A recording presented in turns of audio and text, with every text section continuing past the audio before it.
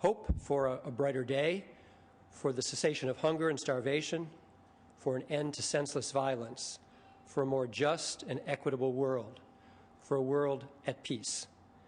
Help us, ever-patient Creator and giver of life, to be proactive agents in the realization of our hopes. Remind us daily that the purpose of the miracle of life is to share the many blessings you have provided us.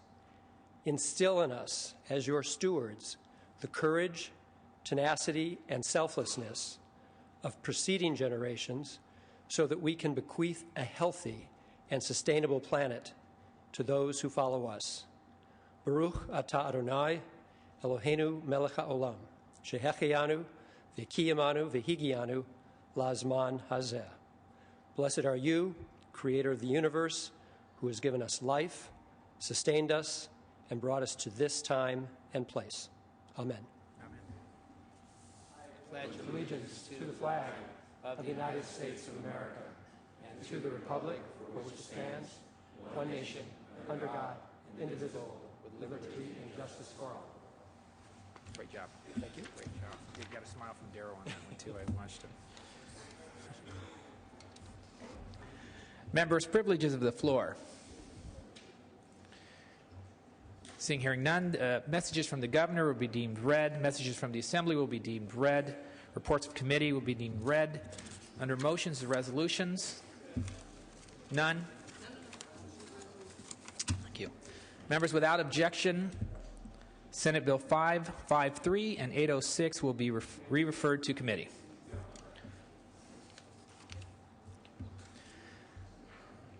Members, the introductions and first reading of bills will be deemed read, and we will now on consideration of the daily file.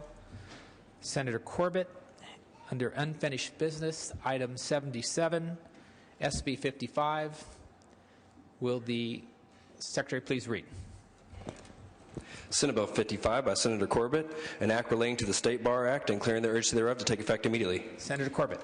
Thank you, Mr. President and members. Senate Bill 55 should be familiar to all of you. This is very similar to a bill that passed off this floor on special consent last year. This is the annual authorization for the State Bar to collect annual membership dues for active attorneys, and it sets the dues at the same level as the previous year, $410 for 2010. The bill is identical, as I said, except for the membership due date of March 1st rather than February 1st. The governor did veto the previous bill, and the State Bar has responded forcefully to the issues that were raised in the veto message.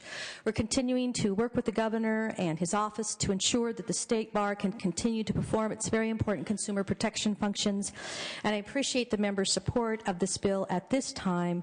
It will allow the State Bar to forestall sending out layoff notices in a process that would have to start shortly.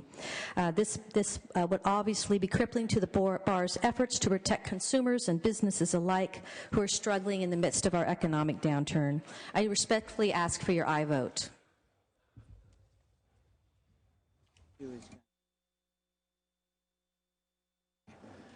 Members, any debate or discussion on this item? Seeing, hearing none, would the Secretary please call the roll? Onnested. Aye. Alquist. Ashburn. Calderon. Aye. Cedillo. Aye. Cogdill. Aye. Corbett. Aye. Correa. Aye. Cox. Aye. Denham. Aye. Dusanier. Aye. Ducheney. Aye. Dutton. Aye. Flores. Aye. Hancock. Harmon. Hollingsworth. Aye. Huff. Aye. Kehoe. Leno. Aye. Liu. Lowenthal. Aye. Maldonado. Aye. Negrete McLeod. Aye. Oropesa. Aye. Padilla. Aye. Pavley. Aye. Price. Aye. Romero. Aye. Runner. Aye. Semidian.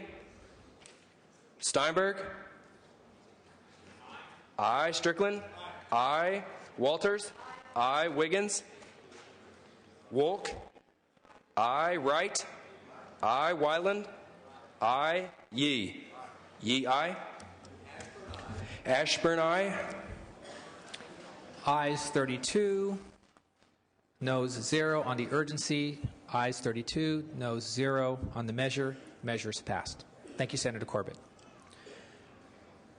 Members, at this time, the regular session will stand in recess, and we will convene the 5th extraordinary session. The prayer and the pledge will be deemed complete. There are committee reports at the desk. Will the Secretary please read? Mr. President, the Committee on Education, to which were referred Senate Bill 15X and Senate Bill 45X, reports the same back with the recommendation that the Assembly amendments be concurred in, but first we refer to the Committee on Appropriations. Mr. President, the Committee on Appropriations, to which were referred Senate Bill 15X and Senate Bill 45X, reports the same back with the recommendation that the Assembly amendments be concurred in.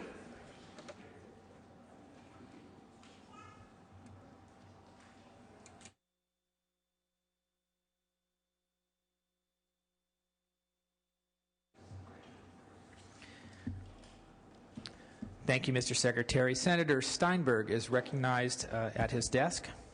Thank you very much, Mr. President. We're in 5th extraordinary session. I would like to take up Senate Bill 5X1, please.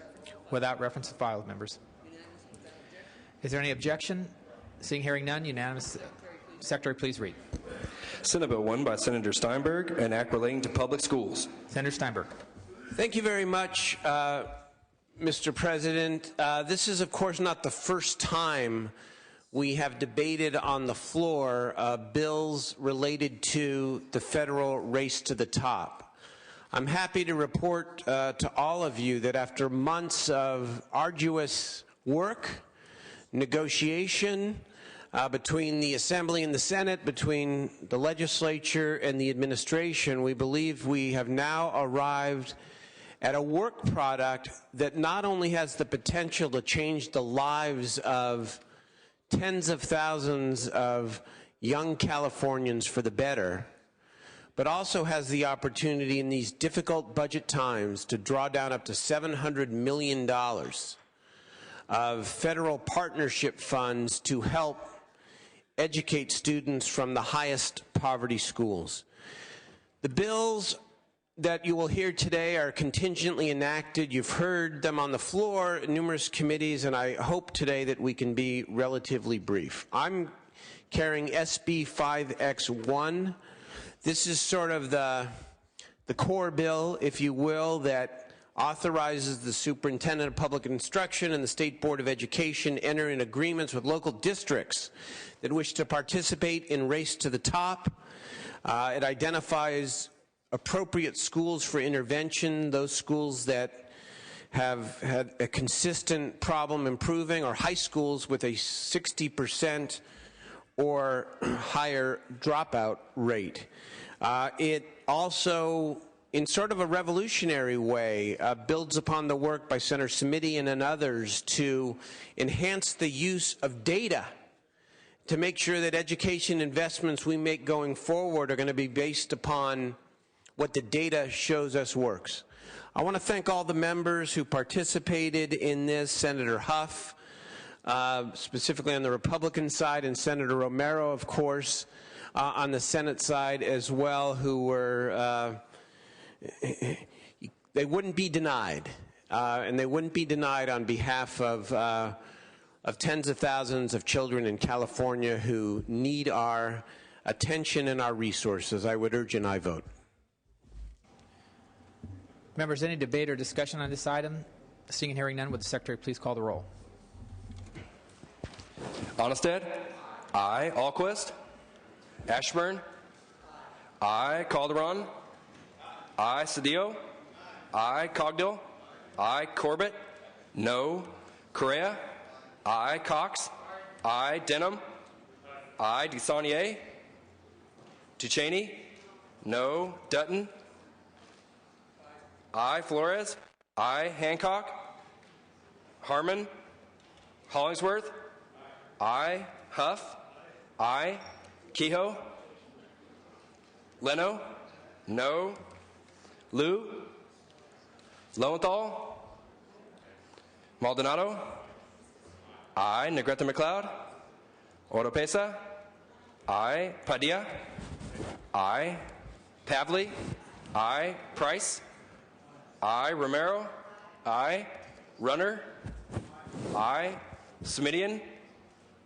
I. Steinberg. I. Strickland. I. Walters. I. Wiggins. Wolk. Wright. No. Weiland. I. Yee. Yee, no. Lowenthal, I. DeSaulnier, no. Wolk, no. Mr. President, ayes 25. No. Ayes 25, noes 7. Senator Steinberg moves the call. Senator Romero.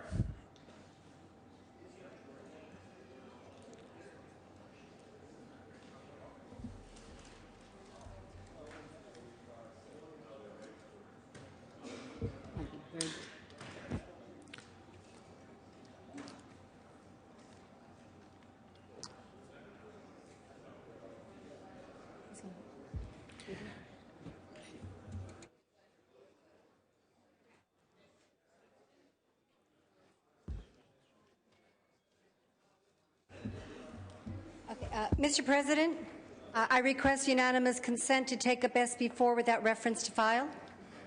Without objection, Senator Romero. Thank you. Secretary, please read.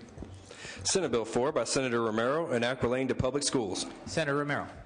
Thank you, Mr. President and members. Senator Steinberg indicated that we are in an extraordinary session, and indeed it has been an extraordinary session called really because responding to an extraordinary call from the President of the United States. And that call was to turn around our lowest performing schools in the nation and in California. We are in the final lap. This bill, a companion piece to Senate Bill 1, asserts the responsibilities and the rights of parents to have a voice and have a choice in advocating for their children in the lowest performing schools in California. I respectfully ask for an aye vote on concurrence. Members, any debate or discussion on this? Seeing and hearing none, would the Secretary please call the roll? Oh, Senator Wright. Yeah, I appreciate the effort that many members have put in on this measure, but again, I voted against the other, I rise to oppose this bill as well. You know, the act of doing something in exchange for what you perceive to be a future benefit in law is called extortion. This program essentially is extortion, plain and simple. In order to get a 1-year, maybe 2-year grant of less than 1% of the state budget, that's less, by the way, than we receive from the lottery currently. We're about to make permanent changes to our educational system, and we don't even have any assurance that we get the 1% of money. We don't have any assurance that the cost of what we're doing won't exceed the value of the grant. For those of you who say we can't leave money on the table from the federal government, yes, we do. You know, you might remember that there was the federal abstinence money a few years ago. It was Title V. We left that money on the table, and rightfully so, because the federal government proposed a program and we said we have a better one. And our teen program proved to be substantially better than the one that was offered to us by the federal government. So members, today I challenge you to courage, and I understand it's hard to say we left money on the table. But you have to have the courage to say to the federal government or anybody else that extortion, plain and simple, is something that you won't give into. When President Bush came into office, he appointed a gentleman by the name of Rod Page. Some of you will remember him. Mr. Page was from Houston, Texas, where he was the Secretary of Education. Mr. Page toured the country touting what he said was what became No Child Left Behind. And this Texas miracle was something that we all followed. We later learned that they cooked the books and there was no Texas miracle. And now 6 years later, we're living the Texas nightmare. Now, 8 years later, we're looking at another snake oil salesman, this time touting what he did for the Chicago public school system. Members, I took the liberty of checking on Mr. Duncan and what he accomplished in Chicago. Absolutely nothing. Chicago's public schools did not improve under Mr. Duncan. In fact, much of what they claimed was greatly exaggerated. In fact, a report by the Civic Committee of Chicago, one of his strongest supporters, pointed out that they simply changed the method of which they counted the data and claimed results that never took place. Their record for high school dropout is worse than yours in Chicago, by the way. They just cooked the books. By the way, Mayor Daley is reinstituting vocational education in Chicago, something that was opposed by Mr. Duncan, something that I would hope that we would get into here in California. But let me tell you another fact that's seldom discussed. Over the last 20 years, a California public school has won the National Academic Decathlon 12 out of the last 20 years. And by the way, we scored at least second or third in those years that we didn't win. Over the last 20 years, let me say that again, a regular public high school from California has won the National Academic Decathlon 12 out of the last 20 years. Last year, Moore Park, another California public high school, scored more points in an academic decathlon that has ever been done. They set the national record for the academic decathlon. Moore Park. El Camino Real, a Los Angeles Unified School, won 5 of the last 20 years. And Marshall High School, another Los Angeles Plano high school, they've won 2. So before we toss out the baby with the bathwater, let's make sure that we recognize that we have some damn good schools right here in California. Members, one of the main causes for low-performing schools is poverty. And it's not that poor children can't learn, it's that they don't have the advantages that a number of affluent kids do. I have third-grade children in my district who've never seen an optometrist. And they're often treated as young people who can't read. I started a program where we started doing eye exams and then providing them glasses. Those kids can now read. There's nothing in this bill that's going to provide one set of glasses for any of those poor kids to read. I have children in foster care who often attend as many as 5 schools a year. They started one school in Long Beach, they go to Pasadena and Long Beach, and they may end up back at the same school. Some kids attend school only 3 days a week. I've got kids who are in elementary school who pump gas at night so that they can earn enough money to eat. There's nothing in this bill that's going to change the life of those children. As I mentioned earlier, in California, we have some of the highest performing schools in our public system. And I'm sure some of you will remember the book that was written by a woman named Amy Stewart from UCLA. And she chronicles that in our charter schools, there's no accountability or equity. But by setting aside the equity and accountability, we're going to run headlong into charter schools.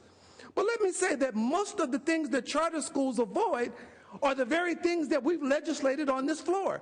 If we truly believe that charter schools are the way to go, let's make every school a charter school. Let's make it universal. Let everybody pick and choose the rules that they want to abide by so that you don't have that. Let's make Los Angeles and San Francisco, let's make everybody a charter school if we believe that that's such a good idea. You know, members, in the old days, my folk used to have an old saying that you don't want to buy a pig in a poke. The origin of this saying was Old English, when a valuable commodity was a pig. And the scam worked like this. Somebody held a bag in front of you, which was a poke, and there was something dangling inside the bag. They offered you a good price, and you gave them the money. When you got home, you found out that what you really bought was a cat, which is where the other saying came from, letting the cat out of the bag. Remember, today I want to reinforce the old saying. I'm letting the cat out of the bag. This proposal will do nothing to help your kids learn. This proposal will do nothing to assist the poor children that I mentioned. It's not enough money to make a significant difference in exchange for the potential damage. If you really think you're going to take kids from Watts and send them to Beverly Hills, I got a couple of pokes I'd like to sell you. This is terrible policy. It won't help a single kid, and it may wreak havoc on our already troubled system. I ask for a no vote. Senator Huff, you're recognized at your desk. Thank you, Mr. President. With all due respect to the very eloquent prior speaker, those students that are in the high-performing schools that are winning the academic decathlon are not the ones this bill is designed for. Exactly. We're talking about the lowest 1%, the lowest decile schools, 1,000 of those. And it's a shame that we have so many, but we're talking about the lowest performers who don't have the opportunity to go to academic decathlon, and if they did, they would there again be underperforming because they're not prepared. You talk about investment. We have invested a significant portion of our budget, almost half our budget. The voters have decreed that we should spend a significant portion of our budget, and we do every year, on education. But what are we getting for that money? We're getting over a 50% dropout rate in some of our schools. We had testimony in policy committee about a parent whose child was in a program improvement school for 12 years. Now, who's failing whom? We as legislators, what kind of policies are we setting in place? What kind of education framework are we setting up? Yes, we are leaving people behind. I agree with that we should have more vocational education. This is not the bill to address that. I agree with charter schools and lifting caps. We actually protected charter schools in this legislation so that we wouldn't have more scrutiny, but we could offer that. But those can already be opened up. We have the opportunity for people that are fed up with their schools to go out and build charter schools which have a higher level of accountability because it's a contract. It's a contract that they either perform or they go out of business. We're talking about 1,000 schools here. We're talking about a zip code education. Some of them can go to the academic decathlons because they are getting the superior education we want all students to have. This will not allow all students to have that perfect education, but it will allow more of them. It's a start. It gives parents empowerment to be able to turn around 75 schools. If 51% of them decide that they want to do something differently, they can pull the trigger and make that happen. Right now, teachers can do that. We're giving that power to parents. We're giving them options where they can go to higher performing schools. If that's a bad thing, hey, I'm not looking at it that way. This looks like a good thing to me. I ask for your aye vote. Thank you, Senator Huff. Senator Weiland. Mr. President, members, I'd also like to respond briefly to Senator Wright's comments. It's absolutely true that we have great public schools in this state. We have great public school teachers who are doing a wonderful job. These two bills, though, and there are two bills together that have a lot of education reform, have such things as the vocational CTE education. It encourages that all high schools ready those students. It has STEM, teaching more students better in science and math and engineering. Crucial to the future of this state that we heard about this morning. That's our innovation. And in this particular bill of this package, we do something we haven't done. Senator Wright is correct. Years and years and years and years, 20, 30 years ago when I worked for the state of New York, it was no better. No one has given you-know-what about these kids. And we go year after year after year. This isn't the end of the world. This is not really that big a deal. Let's see if it works. Thank God it's a start. If it works, we'll learn something. What about English language learners? A dropout rate of 30 to 40 to 50%, in LA Unified, 50%. In my district, people think, oh, it's, wealthy San Diego. No. In Escondido, where I went to school, in San Marcos and Vista and Oceanside, a majority are English language learners. What if it just so happens that one of these schools or a mentor school has figured out the best way to teach these learners? They need that. Right now, we don't even have in this state a uniform 2 or 3 best methods, best practices to teach these kids. How are we going to actually move forward? This is a modest experiment. Let's just see if it works. No one is saying that public schools are inherently bad. We want to take public schools and make them better. That's the intent of this bill. I urge your aye vote. Senator Padilla, you're recognized at your desk. Thank you, Mr. President. Members, I rise in support of these bills, but think it's helpful for me anyway to share a couple of the thoughts that ran through my mind before voting for this in Education Committee. Because we had multiple hearings on this in an earlier iteration of the legislation and an earlier iteration of the legislation. The first time which, as Senator Romero recalls, I stayed off of the bill because I knew it was a bill in progress. The prior version of the bill that I voted for and today as well. And it's It's this bill and SB 1 which we've voted upon, but I'm going to talk about them sort of together here because they're double joined, first of all, and together they have several elements, everything from the agreements that the state will have with local districts to the STEM, career technical education that Senator Weiland just spoke of, the Standards Commission, which hasn't come up yet, but was a topic of conversation this morning, saying, wait a minute, I thought we had an entity at the state that did this already. The use of the information systems for teachers, something that's been a topic of conversation for years, as Senator Simitian knows, to the more controversial elements of open enrollment and the quote-unquote parent trigger. So I had a question at one point, after all these multiple discussions, these various issues and various elements, so what do these bills really do? And there's an answer to that. I think the more important question for me in my process was, what do these bills do that we can't do already? And a specific example to try to make that point is this issue of the parent trigger. We talked about this not this morning, but at the last hearing. The parent trigger, a process by which parents can sign a petition to force a school board to take action on a certain school.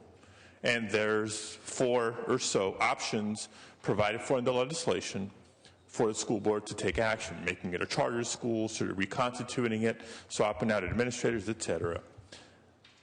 And I asked, wait a minute, is there any prohibition necessarily on doing some of this stuff already? The answer is no. So at the end of the day, what are we really doing with these bills? Is it really revolutionizing education policy in the state of California? Or are we trying to legislate political will? Well, there's several elements of these bills, and I think we're doing a combination thereof. Just as importantly for me, this differentiation between being race to the top eligible versus being race to the top competitive. Because that's part of why some people are arguing we need to do this because we need $700 million. First of all, I'm not doing this for the money, and I don't think any of us should do this for the money. This is either going to help public schools in California or it's not. And even if it was going to cost us money, I think we'd all vote for doing the right thing.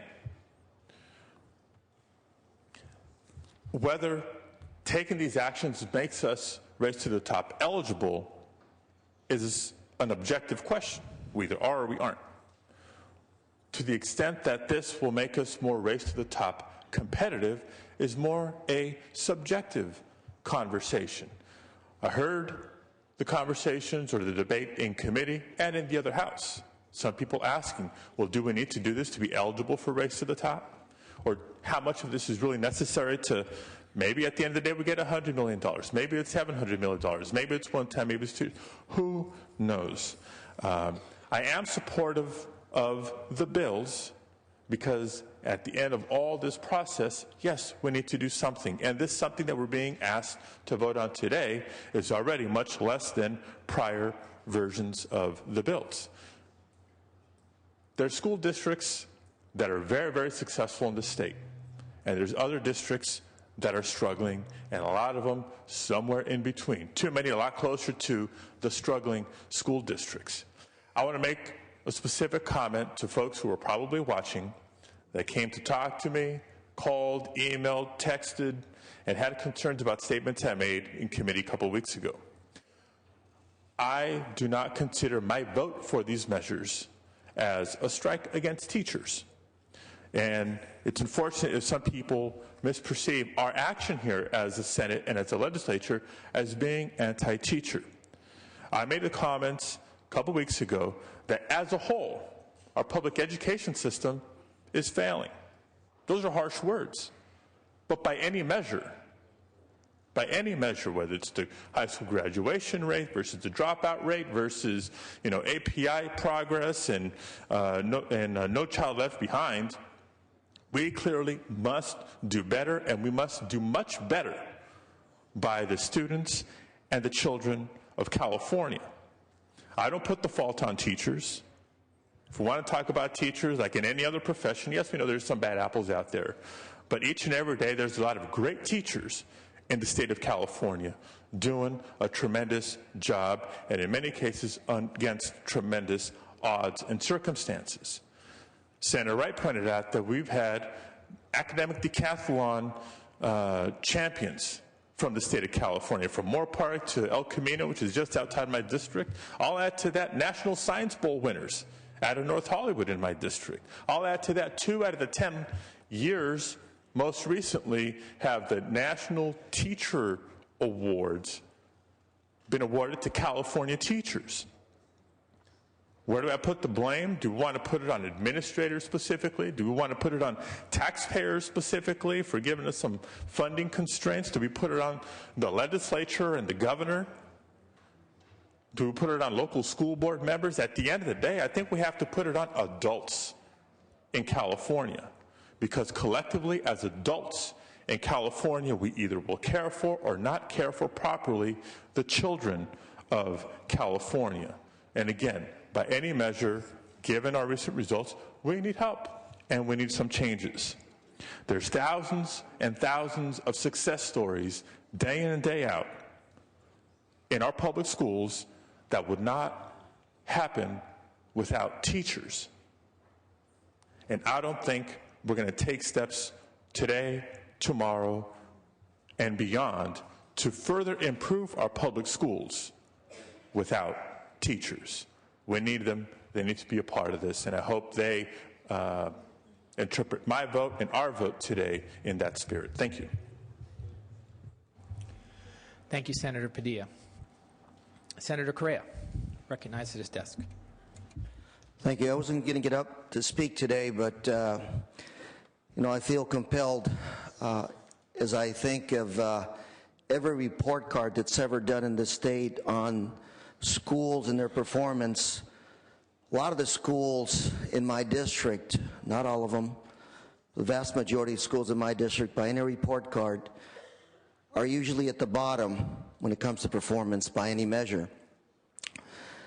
Didn't bring my daughter here as a prop today, but she reminded me that she goes to one of those schools that is measured more than often at that lower level, at that lower end of those scales. Yet as I think about this bill, as I think about my district, we're making progress. We're making some very good progress. As a matter of fact, a public school was recently awarded a blue ribbon, National Blue Ribbon for performance under the existing legal structure. The difference, of course, being parental participation, community participation. That old saying that it takes a village to raise a child is very true in my district. In terms of parental empowerment, I've got to tell you that in my district, we've had recalls. We have elections. South of my district, we've had major recalls of school boards. That is people taking power. Choices of schools. We have charters, public schools that focus science, arts, fundamental schools. Parents taking the time to focus where their kids should go, what the best education for the kids should be. I do believe their schools need more help, but I'm clearly sure that this is not the bill to move in the right direction, so I'm going to vote no on this bill. Thank you, Senator Correa. Members, any other debate or discussion on this item? Senator Romero, you may close. Since I'm a teacher, I'm going to ask a question, and I'd like a show of hands. Please raise your hand if you're a parent. Please raise your hand if you're a parent. Okay? That's quite a number. This bill is about people like us. It's about people like us. It's about parents. It's about mothers and fathers. I've told you my story. My mother had a 6th grade education. She never wavered on ensuring that her daughter would have an educational opportunity. This bill, we talk about responsibilities, but responsibilities coupled with rights. And perhaps the fear in this bill is that it is about parents who will say and take democracy in a real way and say, we don't just want effort anymore. We want results. We're going to do it the old-fashioned way.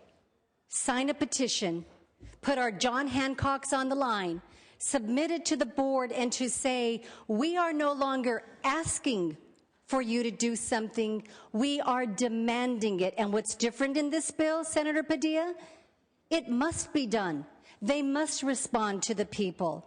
And if we are not satisfied, it reminds us as parents that we will, if needed, move our child from a school that has persistently failed year after year after year after year into another public school of choice where we believe our student, our child, our flesh and blood will have an opportunity to succeed.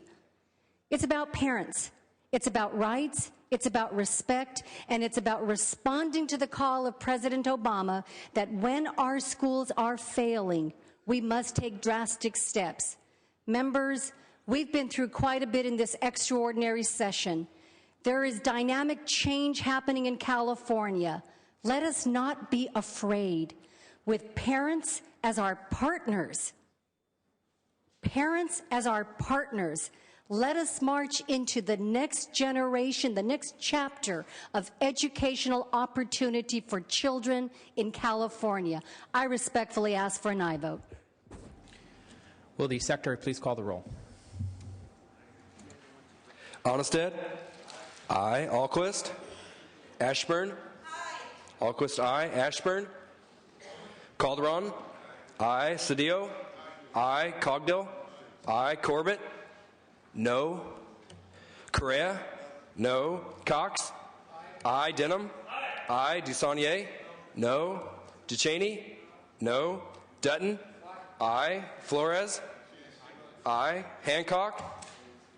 Harmon? Hollingsworth? Aye. Huff? Aye. Kehoe? Aye. Leno? No. Liu? Lowenthal? Maldonado?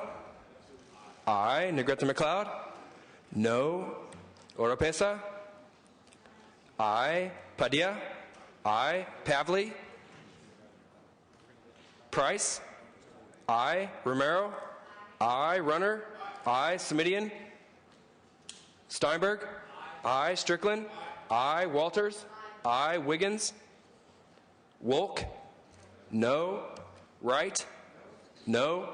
Weiland? Aye. Yee? Yee, no. Semidian? Aye. Pavley? No. Lowenthal? No. Ayes 23, noes 11. The measure is passed. Members, we're going to lift the call on the prior item, Senate Bill 1 by Senator Steinberg. Will the Secretary please call the roll? Alquist? Aye. Hancock? Harmon? Kehoe? Aye. Liu? Negrete McLeod? Wiggins? Ayes 27, noes 7. The measure is passed.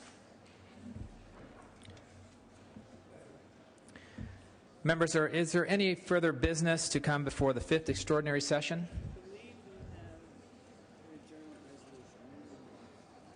Senator Steinberg. Thank you very much, Mr. President. I request unanimous consent to take up SCR 2 to close the 5th extraordinary session without objection, without reference to committee or file. Secretary, please read. Senate Concurrent Resolution 2 by Senator Steinberg relative to final adjournment of the 2009-10 5th extraordinary session of the legislature.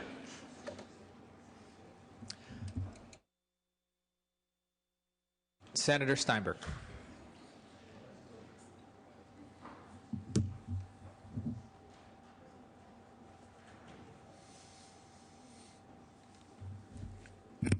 Senator Steinberg, on Thank you very much. This is essentially a procedural measure to close the 5th extraordinary session, which is the education session. So when the governor signs the two bills we just passed into law, they can go into effect 90 days from now. Ask for an aye vote. Senator Steinberg is asking for an aye vote on the resolution to close the 5th extraordinary session. Will the Secretary please read? Please call the roll. Onnested? Aye. Alquist? Ashburn? Aye. Calderon? Aye. Cedillo? Cogdill? Aye. Corbett? Aye. Correa? Cox? Aye. Denham? DeSaulnier? Aye. Ducheney? Aye. Dutton? Aye. Flores? Aye. Hancock? Harmon? Hollingsworth? Aye. Huff? Aye. Kehoe? Aye. Leno? Aye. Liu? Lowenthal? Aye. Maldonado? Aye. Negrete McLeod? Aye. Oropesa? Aye. Padilla? Aye. Pavley? Aye. Price? Aye. Romero? Aye. Runner? Aye. Smidian? Aye. Steinberg? Aye. Strickland? Aye. Walters? Aye. Wiggins? Wolk? Aye. Wright? Aye. Weiland? Yee? Yee, aye. Correa, aye. Mr. President? Ayes. Weiland, aye. Ayes 32, noes 0. The resolution is adopted. Senator Steinberg recognizes his desk. Thank you. Mr. President, just for purposes of announcement, I want to announce tomorrow is a check-in session. Thanks to all the good work we've done over the last 3 days. Monday's session will be at 2 o'clock. I want to announce that Health Committee will meet immediately upon adjournment today in room 4203. Thank you. And budget sub 4 meets. Go ahead, Denise. Senator, hold on for a moment. The 5th extraordinary session will stand adjourned. We're reconvening the regular session, and Senator Steinberg has announced the schedule for the week and next week. And Senator Ducheney, you are now recognized at your desk. Thank you very much, Mr. President. Members, just to announce that budget sub 4 will meet tomorrow at 10 o'clock then, since there's no session. It was upon adjournment, 10 a.m. Okay. Senator Cogdill, you're recognized at your desk. Adjourn the memory. Senator Cogdill. Thank you very much. Yesterday, we had a tragedy take place in eastern Madera County in my district when a DFG helicopter with 3 of our biologists on board conducting a deer census crashed, and all of those men lost their lives. These were dedicated public servants. 2 of them lived in the Fresno area, Clu Cotter and Tom Stolberg, and the other one, Kevin O'Connor, was from Bakersfield. The pilot was a young man by the name of Mike Donovan from Landell's Aviation out of Desert Hot Springs. So I would just ask that the body would adjourn in the memory of these fine public servants. Thank you, Senator Cogdill. If you could bring those names to the desk, we very much appreciate that. Senator Hollingsworth. Yes, I'd like to announce there'll be a Republican caucus in room 305 immediately upon adjournment. Republican caucus in room 305. Senator Pavley is recognized at her desk. Just a reminder for those people who are on the Select Committee on Global Warming, we still have a hearing tomorrow at 11 a.m. Okay. Members, any other announcements in terms of hearings? Seeing hearing none, the Senate will be in recess until 3:30, which time the adjournment motion will be made. The Senate is now adjourned.